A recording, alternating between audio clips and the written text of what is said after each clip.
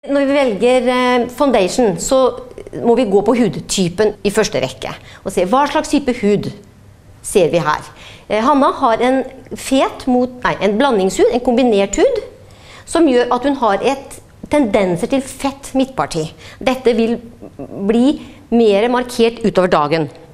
Så jeg velger da en oljefri makeup, for at huden da nettopp skal holde seg matt. Når vi legger makeup-krem eller foundation, så kan vi velge å legge den på de stedene hvor vi har ting hvor vi ønsker å dekke.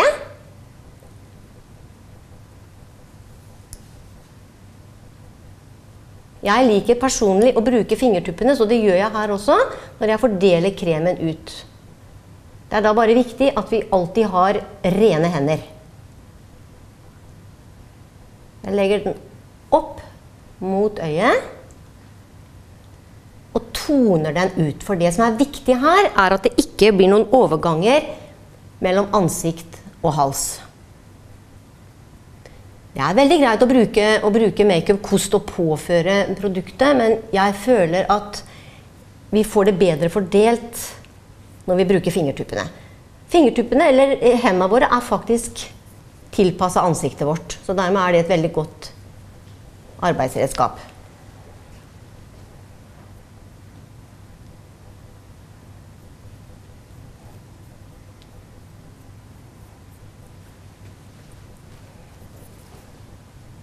Jeg fortsetter da rundt hele, påfører litt og litt make-up ifra håndbaken.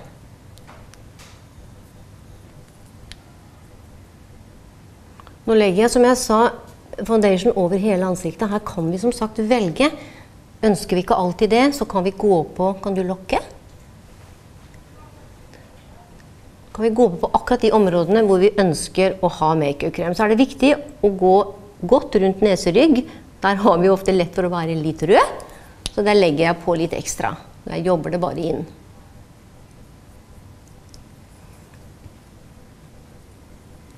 I det skarpe lyset her nå, så ser vi veldig godt om det legger seg jevnt på, så derfor er det viktig når dere står og legger make-up eller foundation, at dere har godt lys.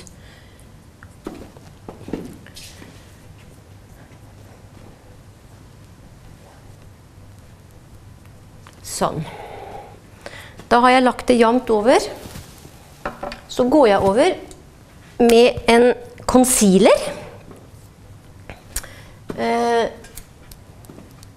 En concealer bruker vi da for å dekke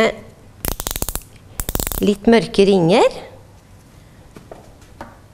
og ellers ujevnheter i ansiktet.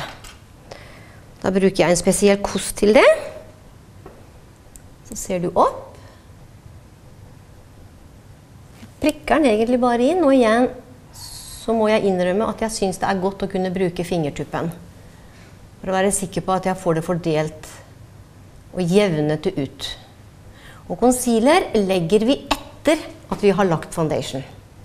Og concealeren kan gjerne være bitte litt lysere enn den foundation vi har lagt. Det er for å lysne hele øyeområdet. Legger vi den for mørk, så ser vi bare litt mer trøtte ut, og det er jo ikke ideen. Kan gjerne legge også concealeren litt godt ut mot hårfestet, for å lysne hele området. Nå kunne jeg ha avsluttet det hele med et løspudder. Jeg har valgt å ikke gjøre det nå, fordi at rett og slett denne foundation ser ut til å matte huden til Hanna nok. Så jeg synes ofte at det er mer naturlig å ikke ha løspudder. Men jeg foretrekker da et solpudder for å gi huden litt glød.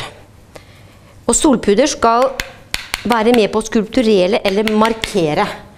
Så det jeg gjør er at jeg enkelt og greit, jeg tenker tretall, så jeg går opp mot hårfestet, børster på et lett lag, går ned under kinnbeinet og frem på hakespissen.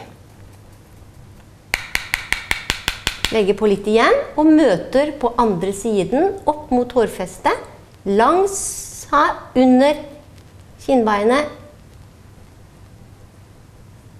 og frem. Ikke solpudder i kinna. Kun å markere og skulpturere ansiktet. Sånn. Det var foundation, concealer og solpudder.